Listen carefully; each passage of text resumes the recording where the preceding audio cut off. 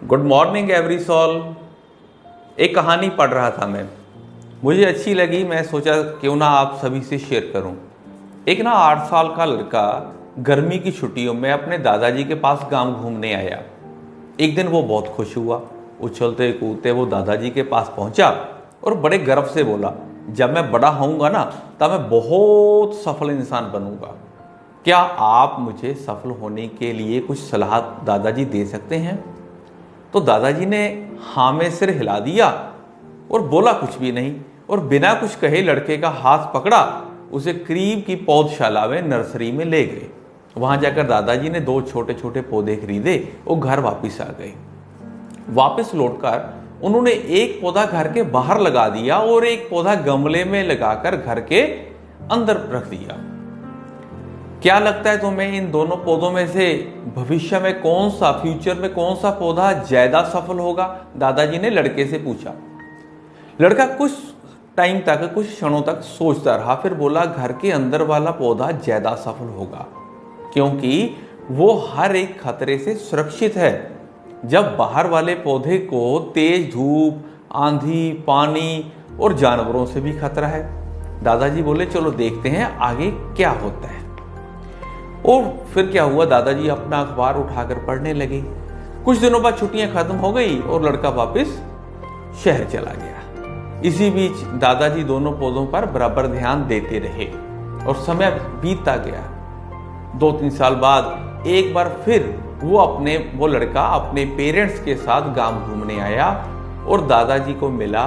दादाजी को प्रणाम करते हुए उसने बोला, दादाजी, जब पिछली बार मैं आपसे सफल होने के लिए कुछ सलाह मांगी थी ना, पर आपने तो कुछ बताया ही नहीं। इस बार आपको मेरे को जरूर कुछ ना कुछ बताना होगा। दादाजी मुस्कुराते हुए लड़के को उस जगह ले गए जहां उन्होंने गमले में पौधा लगाया था। वह पौधा एक खूबसूरत पेड़ में बदल गया था।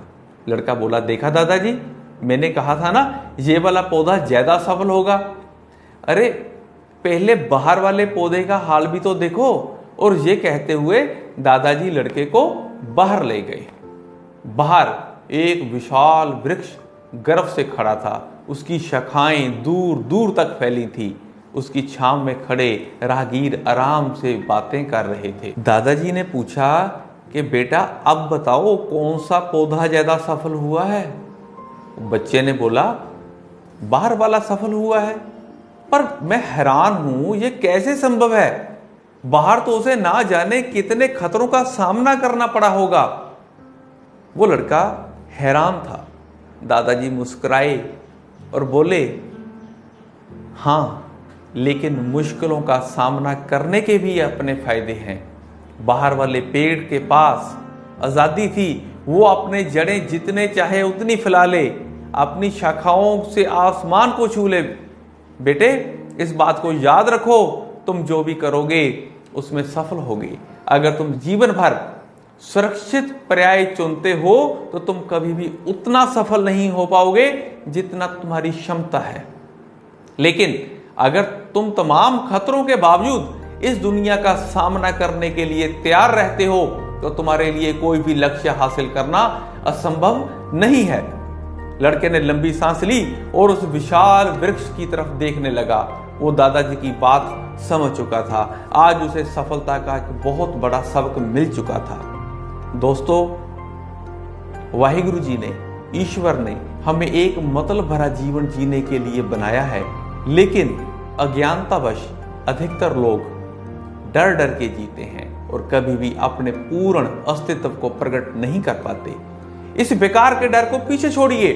जिंदगी जीने का असली मजा तभी है जब आप वो सब कुछ कर पाएं जो सब कुछ आप कर सकते हैं, वरना 2 वक्त की रोटी का जुगाड़ तो कोई भी कर लेता है। सदैव प्रसन्न रहिए। जो पर्याप्त है पर्याप्त है। बहुत बहुत धन्यवाद।